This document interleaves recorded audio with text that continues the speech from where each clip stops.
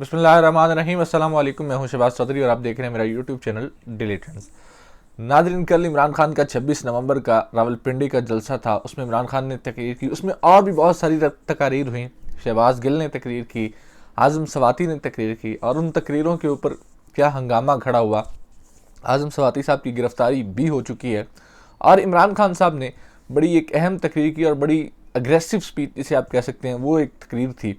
और उसके बाद बहुत सारे उन्होंने ऐलानात भी किए। एक अहम ऐलान जो कल रात से पाकिस्तान के पूरी मीडिया के ऊपर गर्दिश कर रहा है और नज़र आ रहा है वो ये था, जो इमरान खान साहब ने अनाउंस किया हुआ था कि मैं 26 नवंबर के जलसे में सरप्राइज़ दूंगा। सरप्राइज़ उन्होंने ये दिया है कि उन्होंने ये ऐलान किया है कि हम केपी के और पंजाब की असम्बलियाँ जो हैं वो तहलील करने जा रहे हैं। और पंजाब और केपी की जब असम्बलियाँ तहलील होंगी तो हुकूमत की मजबूरी बन जाएगी इलेक्शन करवाना। बहुत सारे लोग ये भी कह रहे हैं कि हुकूमत ये भी कर सकती है कि सिर्फ दोनों सूबाई असम्बलियों में इलेक्शन करवा दे और कौमी हुकूमत में बैठी रहे और वहाँ पे बैठ के इलेक्शन को मैनेज करे। तो ऐसा किसी भी सूरत में मुमकिन इस तरह से नहीं है कि इलेक्शन कमीशन इससे पहले भी माजरत कर चुका है कई दफ़ा। और दूसरी अहम बात यह है कि इलेक्शंस करवाने के ऊपर खर्चा होता है, पैसे लगते हैं। तो इलेक्शन कमीशन अगर अब इलेक्शन करवाएगा दो सूबाई असम्बलियों के अंदर और दोबारा फिर से 4 महीने या 5 महीने बाद दोबारा से इलेक्शंस होने जा रहे हैं, जो जनरल इलेक्शंस हैं वो कौमी असम्बली के इलेक्शंस होंगे, तो 2 बार इलेक्शंस एक साल के अंदर मैनेज करना एक तो कौमी ख़जाने के लिए कोई इतना अच्छा नहीं है और दूसरा इलेक्शन कमीशन के लिए कोई इतनी वो बात नहीं है कि जो उस तरीके से मैनेज कर सके। एक तो इलेक्शन को मैनेज करना इस तरीके से आसान नहीं है।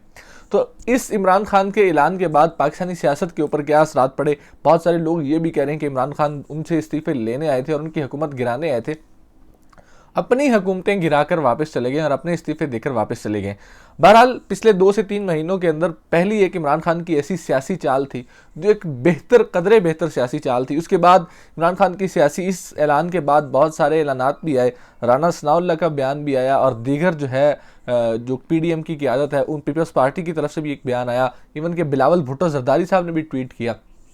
तो जाहिर बात है इमरान खान साहब का ये जो ऐलान था ये पीडीएम क़यादत के लिए एक बड़ा झटका था। इससे पहले पाकिस्तान मुस्लिम लीग नून की क़यादत भी ये कहती रही है कि अगर इमरान खान साहब केपी की और पंजाब की असम्बलियाँ तहलील करते हैं तो हम जनरल इलेक्शंस की तरफ जा सकते हैं, जनरल इलेक्शंस हो सकते हैं। और इस वक्त शायद मुल्क का तकाजा और मुल्की मईशत और मुआशरत का तकाजा भी यही है कि नए इलेक्शंस हों और नया मैंडेट आए, फ्रेश मैंडेट आके बैठ के फैसले करे, क्योंकि मुल्की मईशत इस वक्त उस मोड़ के ऊपर खड़ी हुई है जहाँ पे पाकिस्तान के डिफ़ॉल्ट कर जाने के ख़तरात भी ज़्यादा हैं।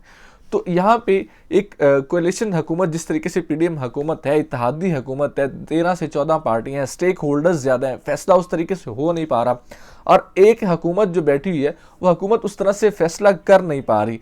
स्टेक होल्डर्स ज़्यादा हैं लेकिन सियासी तौर पर नुकसान जो हो रहा है वो सिर्फ और सिर्फ पाकिस्तान मुस्लिम लीग नून को हो रहा है, क्योंकि पाकिस्तान मुस्लिम लीग नून अब फ्रंट पे बैठी हुई है। वज़ीर आज़म शहबाज शरीफ साहब है और वो मुस्लिम लीग नून के सदर हैं और वज़ारत ख़जाना जो है वो पाकिस्तान मुस्लिम लीग नून के पास है। एक वज़ारत ख़ारजा है जो हम बड़ी अहम वज़ारत होती है वो पाकिस्तान पीपल्स पार्टी के पास है और वो उस उमूर के ऊपर खेल रहे हैं। और बाकी जो इंटरनल मामलात हैं जिसके ऊपर चाहे वो महंगाई को लेके हों, चाहे मनसूबाबंदी डेवलपमेंट को लेके हों, या फिर वो ख़जाना की वजारत हो या पेट्रोलियम की जो वजारत है उसको लेके, ये सारी वजारतें पाकिस्तान मुस्लिम लीग नून के पास है। इसी वजह से अब फ्रंट पे पाकिस्तान मुस्लिम लीग नून है और हुकूमत जो वफाकी हुकूमत का जो लेबल लगा हुआ है वो भी क्योंकि वज़ीर आज़म शहबाज शरीफ साहब हैं तो वो भी पाकिस्तान मुस्लिम लीग नून के ऊपर लगा हुआ है। सियासी तौर पे जितना नुकसान हो रहा है वो पाकिस्तान मुस्लिम लीग नून को हो रहा है। फ़ायदा सभी उठा रहे हैं। मौलाना फजलुर रहमान अपनी जमात के लिए अलग से फ़ायदे उठा रहे हैं, पाकिस्तान पीपल्स पार्टी अलग से फ़ायदे उठा रही है, एएनपी अलग से फ़ायदे उठा रही है, एमक्यूएम अपने फ़ायदे ले रही है कराची के हवाले से, चाहे वो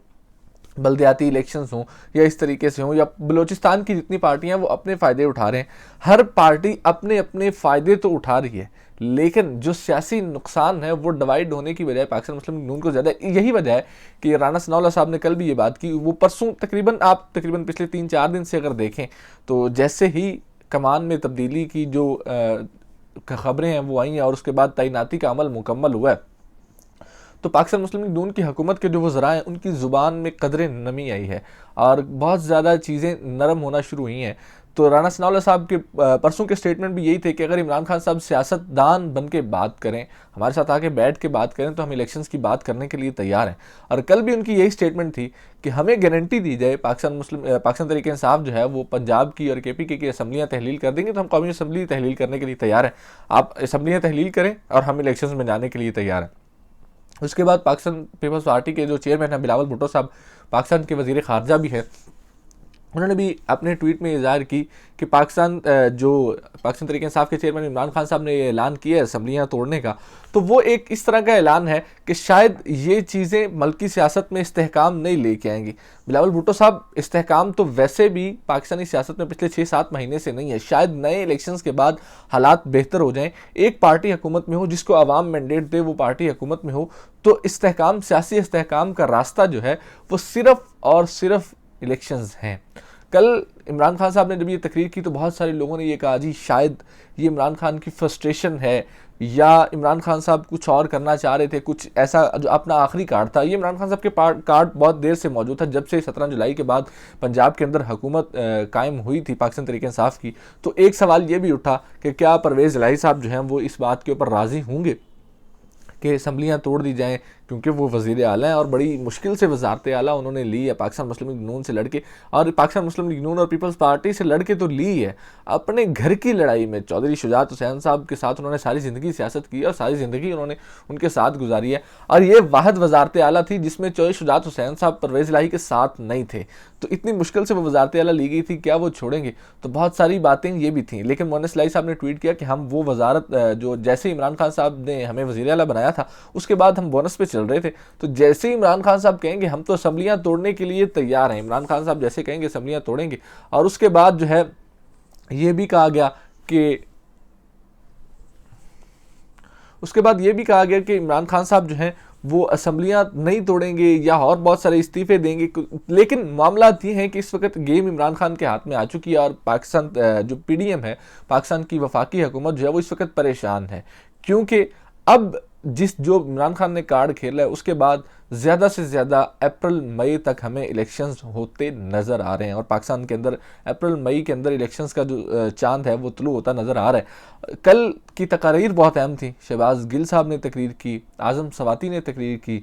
शहबाज गिल ने भी बड़ी एक एग्रेसिव स्पीच की और आज़म सवाती साहब ने भी तकरीर की, और आज़म सवाती साहब ने डायरेक्ट जनरल बाजवा साहब से कुछ सवालात भी पूछे, और उन सवालात पूछने के बाद नतीजा ये निकला कि रात जो है आज़म सवाती साहब एक दफ़ा फिर से गिरफ़्तार हो चुके हैं, और अभी ख़बरें ये आ रही हैं कि और भी बहुत सारी गिरफ़्तारियाँ अमल में लाई जाएंगी। कल की तकारीर के बाद शायद हो सकता है कुछ और अहम गिरफ़्तारियाँ अमल में लाई जाएँ। कल चूँकि उनको रावलपिंडी से गिरफ़्तार किया गया और इमरान खान साहब भी जलसे के फ़ौरन बाद लाहौर आ गए थे, और बहुत सारी गिरफ़्तारियाँ आने की इतलात हैं कि आने वाले दिनों में 1 या 2 दिनों में मज़ीद गिरफ़्तारियाँ भी होंगी। देखते हैं कि वो गिरफ़्तारी का कुर्रा किसके नाम निकलता है और वो गिरफ़्तारी किसकी होती है, क्योंकि तकरीर तो कल मुराद सईद साहब ने भी बड़ी एक अग्रेसिव स्पीच की और उन्होंने बहुत अहम बातें की, और बड़ी जो है वो गुस्से वाली एक तकरीर थी। आज़म सवाती ने की, शहबाज गिल ने की, शीरी मज़ारी ने बड़ी जो है वो गुस्से से भरी हुई तकरीर की। कल पाकिस्तान तहरीक इंसाफ की जो सारी पाकिस्तान तहरीक इंसाफ थी उसकी बॉडी लैंग्वेज से बड़ी एक एग्रेशन नज़र आ रही थी, और वो शायद उस तरीके से अपनी तकरीर कर रहे थे। तो ये चीज़ें हैं, अब देखना ये कि गिरफ्तारी का जो कुर्रा है वो किसके नाम निकलता है और कौन गिरफ्तार होता है। इसी के साथ मुझे दीजिए इजाज़त और देखते रहिए डेली ट्रेंड्स।